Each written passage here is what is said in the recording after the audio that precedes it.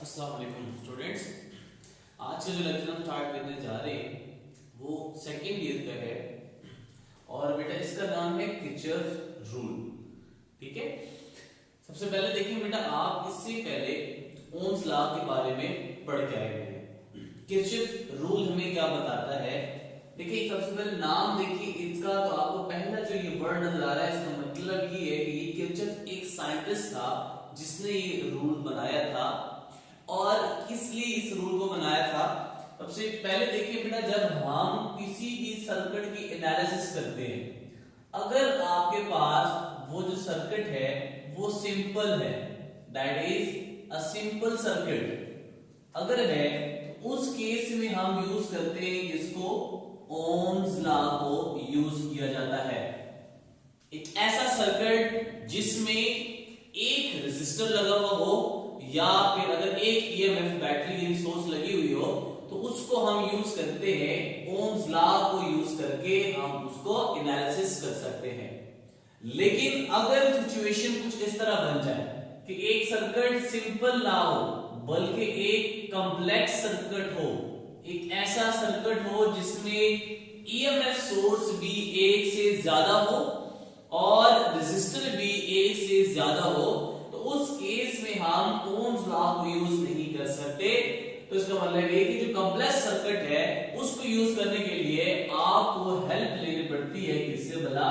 Kirchhoff rule से help लेनी पड़ती है। ठीक है, अब बेटा यहां पे जो किरचॉफ रूल है वो हमारे पास दो रूल्स हैं। एक आपके पास है जिसको हम कहते हैं कि it is known as Kirchhoff first rule, या इसको हम कहते हैं किरचॉफ करंट लॉ। ठीक है, यानी एक ऐसा ये राह है जिसमें हम करंट की बात करेंगे। यानी ये लॉ हमें क्या बताएगा? ये हमें करंट की एनालिसिस करके बताएगा किसी भी कॉम्प्लेक्स सर्किट्स में। इसको हम बेटा एक तो नाम दिया जाता है, इसको हम कहते हैं कि केसीएल, दैट इज करंट, यदि इसको हम कहते हैं किरचॉफ करंट लॉ। दूसरा इसको कहा जाता है बेटा, ये भी नाम दिया जाता है, it is known as points rule, या फिर हम इसको नाम देते हैं पॉइंट्स लॉ, यानी पॉइंट रूल, या फिर इसको हम ये भी नाम दे सकते हैं कि it is known as junction rule. ठीक है, यानी तीन मुख्तलिफ इसके नाम हो सकते हैं, केसीएल भी कह सकते हैं, पॉइंट्स रूल भी कह सकते हैं और जंक्शन रूल भी हम कह सकते हैं। बेटा इसकी जो एनालॉजी है करंट की, एग्जांपल को हम यानी इसकी हम मुशाबहत देते हैं किससे? एक वाटर पाइप के जरिए से हम इसको समझते हैं। लेट्स से आपके पास कोई भी एक ये वाटर पाइप है जिसमें यहां पे जो पानी आपके पास आ रहा है वो 10 लीटर पानी इस वाटर पाइप में आपके पास फ्लो कर रहा है इस डायरेक्शन में। एक वाटर पाइप है जिसमें यहां से 10 लीटर्स का पानी यहां से क्या कर रहा है? वो फ्लो कर रहा है। और इसमें से फर्दर आपने कनेक्ट किए हुए हैं, फर्दर पाइप्स कनेक्ट किए हुए। ये एक पाइप है जिसका डायमीटर हमने यहां पे छोटा रखा हुआ है, स्मॉल डायमीटर है। एक और पाइप हमने यहां पे कनेक्ट किया हुआ है इसके साथ, इसका डायमीटर इस पाइप से थोड़ा सा क्या है? ज्यादा है। और एक और पाइप मैं कनेक्ट करता हूं, वो कुछ इस तरह से है कि इसका डायमीटर बाकी दोनों वाटर पाइप के डायमीटर से क्या है? ग्रेटर है। तो अगर यहां पे 10 लीटर का पानी आ रहा है तो सबसे जो स्मॉल डायमीटर का पाइप है यहां पे कनेक्ट किया आपने, इसमें से लेट्स से मैं कहता हूं बेटा कि यहां पे 2 लीटर का पानी यहां से बाहर की तरफ फ्लो करेगा। फिर जो ये पाइप आपने कनेक्ट किया हुआ है इसमें से मैं सपोज करता हूं बेटा यहां पे कितना है कि लेट्स से 3 लीटर का पानी इस पाइप में से बाहर की तरफ फ्लो करेगा। और सबसे लार्जेस्ट डायमीटर का पाइप है, मैं सपोज करता हूं बेटा यहां पे कि 5 लीटर का पानी इस वाटर पाइप से बाहर की तरफ फ्लो करेगा। अब बेटा जरा देखिए, ये जो आपने पाइप कनेक्ट किया हुआ है जो कि सबसे पहले इनिशियली पानी प्रोवाइड कर रहा है इन पाइप्स को। यहाँ पे 10 लीटर का पाइप में पानी आ रहा है, तो बाहर निकलने वाले जितने भी पानी है वो अगर आप सम करें इसको तो 5 + 3 8 + 2 10। इसका मतलब ये है कि जितना पानी किसी वाटर पाइप में से आ रहा है उतना ही पानी आपके पास उन्हीं पाइप के जरिए से बाहर निकल रहा है। तो अगर आप इसी को इस तरह से समझे कि बेटा एक करंट है जो कि एक वायर में से फ्लो करके भी आ रहा है। अब यहाँ पे जो सबसे कॉमन पॉइंट बन रहा है इन सब का पाइप्स का, इसको हम अगर नाम दे कि ये क्या है, एक जंक्शन है। जंक्शन क्या होता है, एक ऐसा पॉइंट जिसके ऊपर तमाम के तमाम पाइप्स का एक कॉमन पॉइंट हो, उसको हम नाम देते क्या है, एक जंक्शन है। तो अगर हम करंट की एनालॉजी भी इसी तरह ले कि लेट्स से फॉर एग्जांपल अगर आपके पास एक कॉमन पॉइंट है, लेट्स से ये कॉमन पॉइंट है और इस कॉमन पॉइंट पे जो यहां से करंट फ्लो कर रहा है, लेट्स से इसको मैं नाम देता हूं, ये आपके पास क्या है, करंट I1 है। ठीक हो गया बेटा।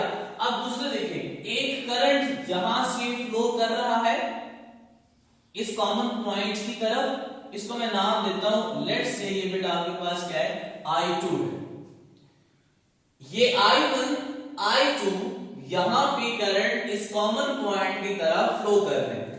लेट्स से हम कहते हैं कि एक ये जो आपके पास करंट है इसको मैं नाम देता हूं, लेट्स से बेटा आपके पास क्या है, I3, और I3 करंट की डायरेक्शन देखें वो इस कॉमन पॉइंट से बाहर जा रहा है, अवे जा रहा है।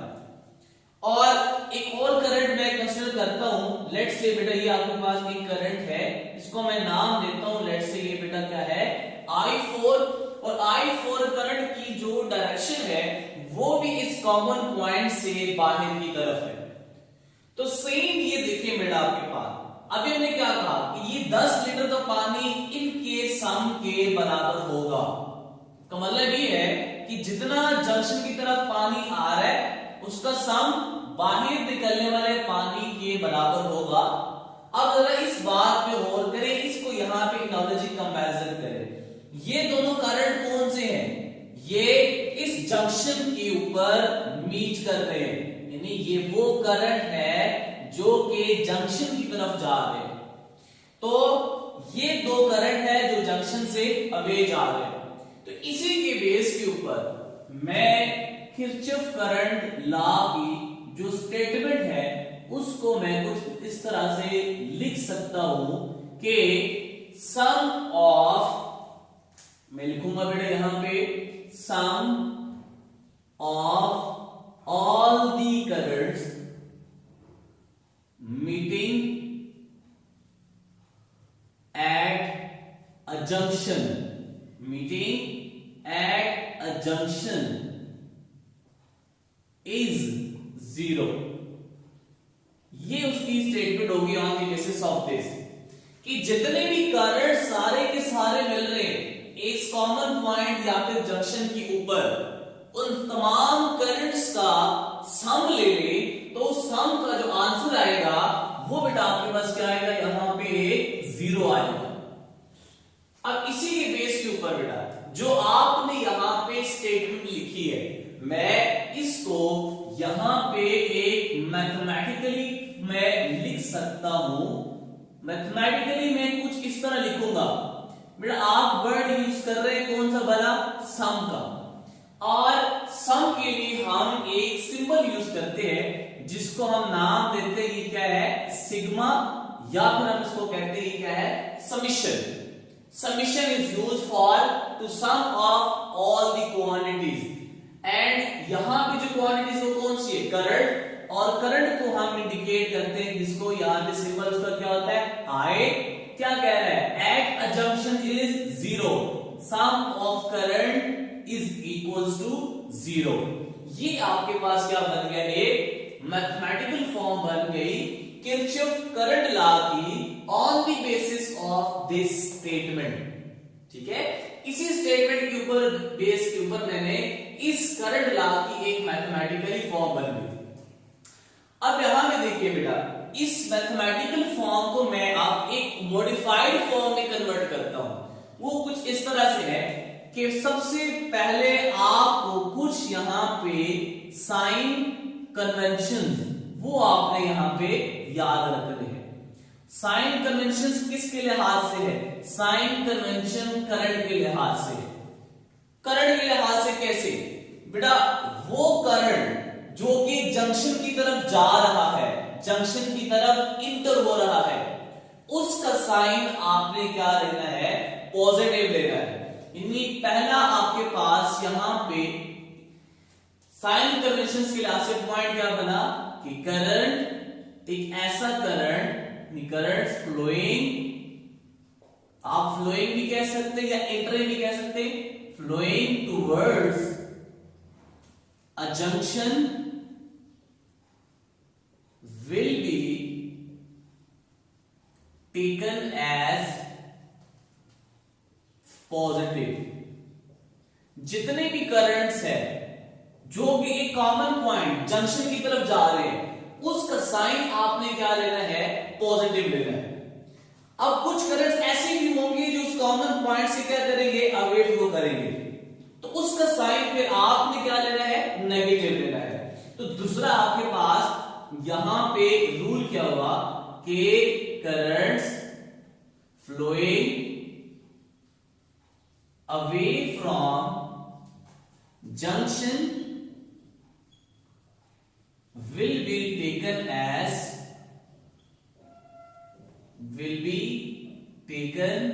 as negative। यानी वो तमाम करंट्स जो कि इस कॉमन पॉइंट या जंक्शन से अवे जा रहे हैं, उनका साइन आपने क्या लेना है? नेगेटिव लेना है। अब बेटा जो पॉइंट्स मैंने यहां पे लिखे हैं, इसी को बेटा मैं क्या करता हूं? इस मैथमेटिकल फॉर्म को मैं मॉडिफाई करता हूं।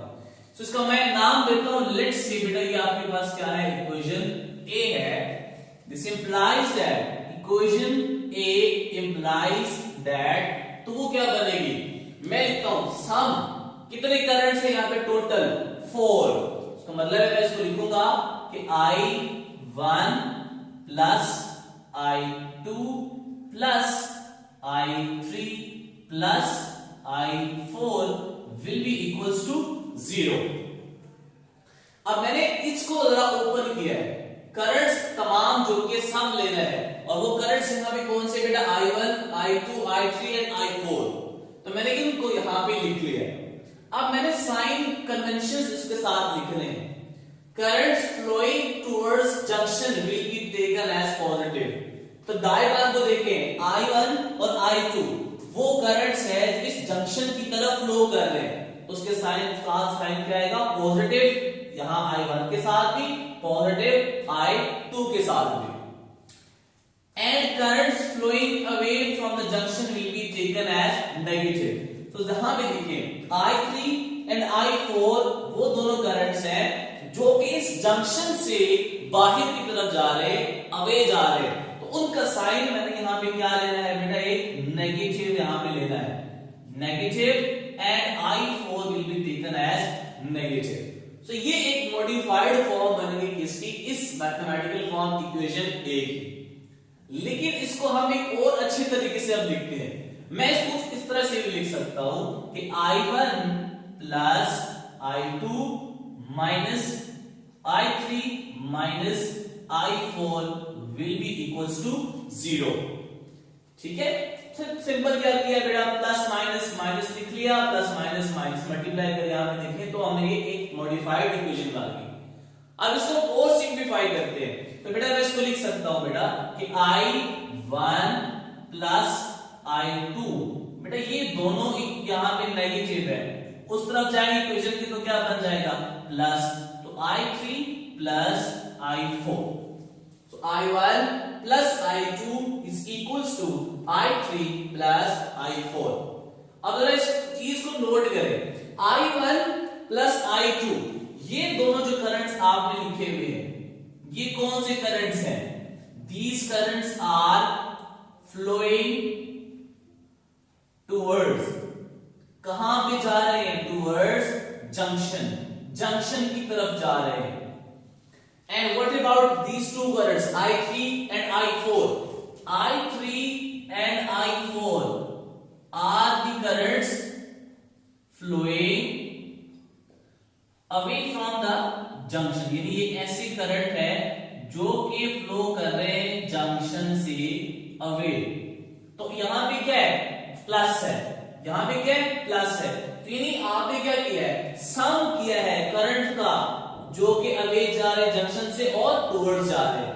तो इसी को मैं एक और मॉडिफाइड फॉर्म में लिख सकता हूं यहां पे कि summation of the currents which is flowing towards junction, that is I, और वो कहां पे जा रहे, टुवर्ड्स जंक्शन.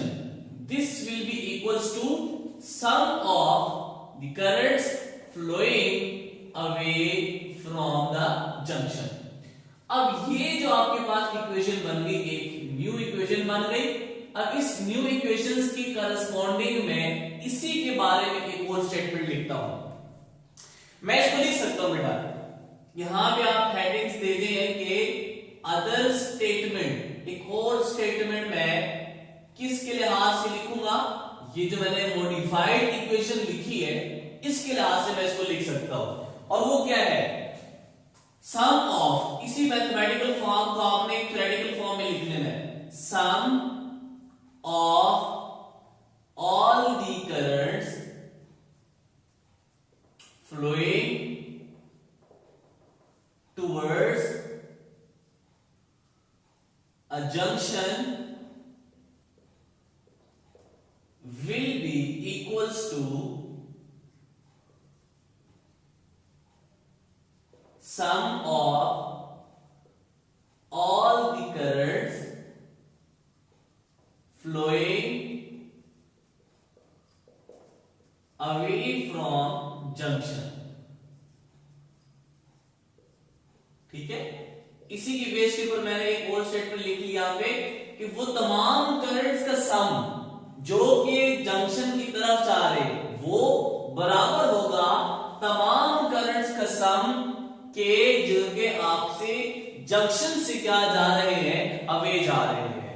तो ये आपके पास एक और स्टेटमेंट बन गई किसकी बेटा, किरचॉफ करंट लॉ की ये एक स्टेटमेंट बन गई है.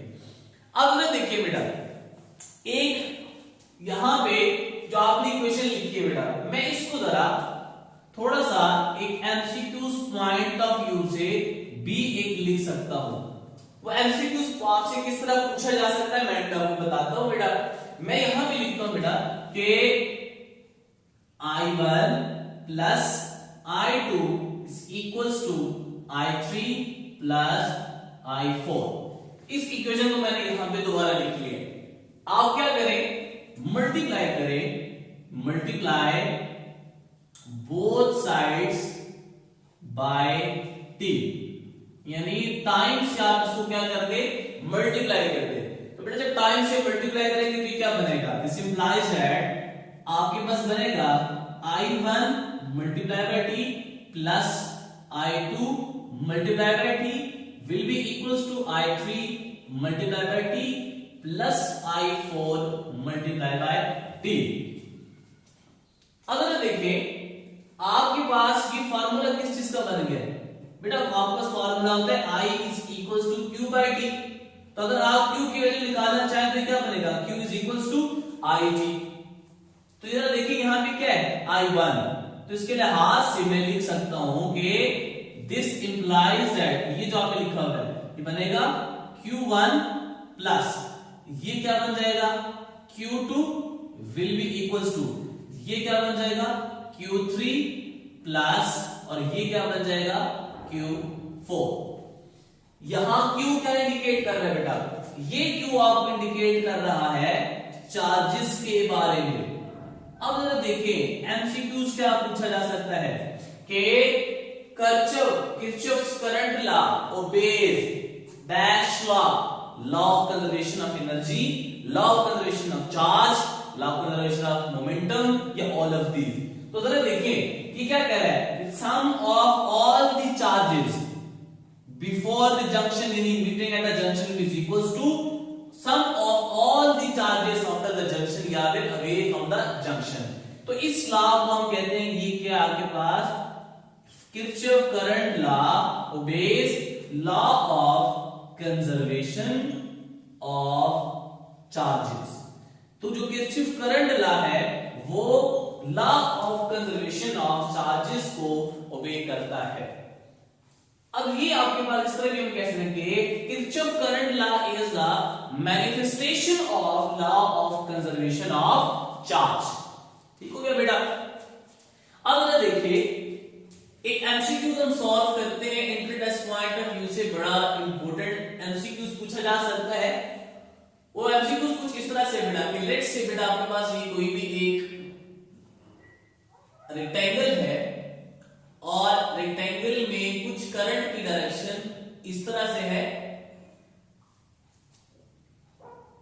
यहां से करंट आ रहा है 8 एम्पियर का, यहां से करंट जा रहा है 1 एम्पियर, ये आपके पास जा रहा है 1 एम्पियर, ये करंट भी जा रहा है 1 एम्पियर का। तो आप बताएं बेटा ये करंट भी जा रहा है 1 एम्पियर का और करंट की डायरेक्शन कुछ ये बनती है। आपने ये बताना है कि इस जंक्शन से करंट आपके पास जो बाहर निकल रहा है वो कितना है। ठीक है, यानी 8 एम्पियर करंट यहां इंटर हो रहा है, 1 एम्पियर इंटर हो रहा है, 1 एम्पियर यहां इंटर हो रहा है। आपने बताना है कि यहां से जो करंट बाहर की तरफ निकल रहा है वो कितना है। अब हम देखिए सॉल्व कैसे करते हैं, और ऑप्शन में आपको यहां पे दिए जा सकते हैं कि 12 एम्पियर, 13 एम्पियर, 9 एम्पियर, या आप कह सकते हैं यहां पे कि 10 एम्पियर। ठीक है, अब देखिए आपने इन रूल्स को याद रखना है। इस पॉइंट को जरा आप नाम दे दें, ये आपके लिए क्या है, एक जंक्शन पॉइंट है, जंक्शन है। तो इस करंट को 8 एम्पियर जंक्शन की तरफ इंटर हो रहा है, 1 एम्पियर जरा देखें जंक्शन से किधर निकल रहा है, बाहर की तरफ निकल रहा है, और ये करंट भी जंक्शन से बाहर की तरफ निकल रहा है। So sum of current flowing, that is 8 ampere, will be equals to sum of these two currents flowing away from the junction. So 8 ampere is equals to 1 ampere plus this ampere. तो इसका मतलब है 8 minus 1 which is equals to ये क्या बन जाएगा, 7 ampere बन जाएगा। यानी 7 ampere का करंट अब कहां जाएगा, इस जंक्शन की तरफ जाएगा। 7 इधर भी इंटर हो रहा है, 1 एम्पियर यहां पे जंक्शन के ऊपर इंटर हो रहा है, और ये करंट आपके पास चली जा रहा है जंक्शन से। तो sum of these two current will be equals to this current. So 7 plus 1 which is equals to 9 ampere. तो यहां से 9 एम्पियर का करंट इस जंक्शन की तरफ क्या करेगा, फ्लो करेगा। ठीक है बेटा। अब अगर देखें यहां पे क्या होगा कि 1 एम्पियर इस जंक्शन की तरफ आ रहा है और 1 एम्पियर इस जंक्शन की तरफ भी आ रहा है, और ये एक जंक्शन से बाहर जा रहा है करंट। सो दिस सम करेंगे आप इनका, और ये किसके बराबर आएगा, this current. Sum of these two current will be equals to current flowing away from the junction. तो ये बन जाएगा 1 एम्पियर प्लस 1 एम्पियर, ये बन जाएगा बेटा 2 एम्पियर का करंट इस हाथ से फ्लो करेगा। अब ये इस जंक्शन में देखिए 9 एम्पियर का करंट यहां से इंटर हो रहा है और 2 एम्पियर का करंट यहां से भी इंटर हो रहा है। ठीक हो गया बेटा। तो अब अगर देखें आप क्या करेंगे कि 9 plus 2 तो ये कितना आ जाएगा, 11 एम्पियर। सो यहां पे देखिए कि करंट यहां से जो बाहर की तरफ निकलेगा उस पे देखिए जरा क्या है कि 11 एम्पियर का करंट यहां से बाहर की तरफ निकल जाएगा। ठीक है, तो ये इस तरह के क्वेश्चन आपके टेस्ट पॉइंट ऑफ व्यू से आ सकते हैं और आपसे पूछा जा सकता है। एक और एमसीक्यू हम सॉल्व करते हैं बेटा। वो एमसीक्यू बेटा कुछ इस तरह से है। लेट्स से आपके पास क्या है, एक डायग्राम आपको दी जा सकती है। वो डायग्राम कुछ इस तरह से है कि ये एक डायग्राम है और इस डायग्राम में आपको डिफरेंट करंट आपको बताए जाते हैं कि करंट यहां से फ्लो कर रहा है। लेट्स सी आपके पास एक डायग्राम कुछ है और आपको कहा जाता है कि यहां से जो करंट जा रहा है वो 9 एम्पियर का करंट यहां पे है, 1 एम्पियर का करंट यहां से इंटर हो रहा है और 1 एम्पियर का करंट यहां से इंटर हो रहा है। इसी तरह इस पॉइंट के ऊपर 1 एम्पियर का करंट इंटर हो रहा है और इस पॉइंट की तरफ आपके पास क्या आ रहा है, 1 एम्पियर का करंट इंटर हो रहा है। आपने क्या बताना है, आपने ये बताना है कि इस पॉइंट से जितना भी करंट बाहर की तरफ निकल रहा है, ये करंट आपने क्या निकालना है, इसकी वैल्यू को कैलकुलेट करना है। 9 एम्पियर यहां से इंटर हो रहा है और लेट्स से मैं कहता हूं कि 1 एम्पियर करंट यहां से जा रहा है और आपने नेट करंट बताना है कि यहां पे कितना होगा। तो देखिए बेटा, इस जंक्शन को आप कंसीडर करें जरा, ठीक है। तो यहां पे देखिए करंट 9 एम्पियर इंटर हो रहा है और यहां से करंट बाहर निकल रहा है, ये करंट भी और ये करंट भी। So sum of these two current will be equal to this. So 9 ampere minus, अब ये जा रहा है तो 9 ampere minus 1 ampere which is equals to 8 ampere. तो इस जंक्शन पे कितना आएगा, 8 एम्पियर का करंट आ जाएगा। अब यहां पे ये 8 एम्पियर इंटर हो रहा है, 1 एम्पियर भी इंटर हो रहा है, ये वैल्यू आपने फाइंड करनी है। तो दोनों इंटर हो रहे हैं, positive 8 plus 1 is equal to 9, तो यहां से कितना करंट फ्लो करेगा, 9 एम्पियर का करंट फ्लो कर जाएगा। अब इस पॉइंट को अगर आप जंक्शन पॉइंट कंसीडर करें तो ये दोनों करंट आपके पास क्या हो रहे हैं, इंटर हो रहे हैं इस जंक्शन में। तो 1 plus 1 will be equal to this, तो यहां पे 2 एम्पियर का करंट क्या करेगा, फ्लो करेगा। अब आप इसी पॉइंट को ले बेटा, इसी को यहां पे जंक्शन कंसीडर करें तो ये 2 एम्पियर भी इंटर हो रहा है, 1 एम्पियर भी इंटर हो रहा है। So these two current 2 plus 1 which is equals to 3 ampere का करंट यहां से फ्लो करेगा इस जंक्शन की तरफ। अब फिर आप इसको कंसीडर करें junction point, so sum of these two current will be equal to this, so 9 ampere plus 1 ampere which is equals to कितना आ जाएगा बेटा, 10 एम्पियर। सो 10 एम्पियर इस जंक्शन की तरफ भी इंटर हो रहा है और 3 एम्पियर भी इस जंक्शन की तरफ इंटर हो रहा है। सो 10 plus 3 which is equals to 13 ampere का करंट यहां से बाहर की तरफ निकलेगा। तो ये आपके पास क्या था, ये किरचॉफ लॉ था जिसको हमने आज स्टडी किया। मेरे बेटा आपको समझ आया होगा। नेक्स्ट लेक्चर में एक नए आइडिया के साथ हाजिर होंगे, तब तक के लिए बेटा फिर अल्लाह हाफिज।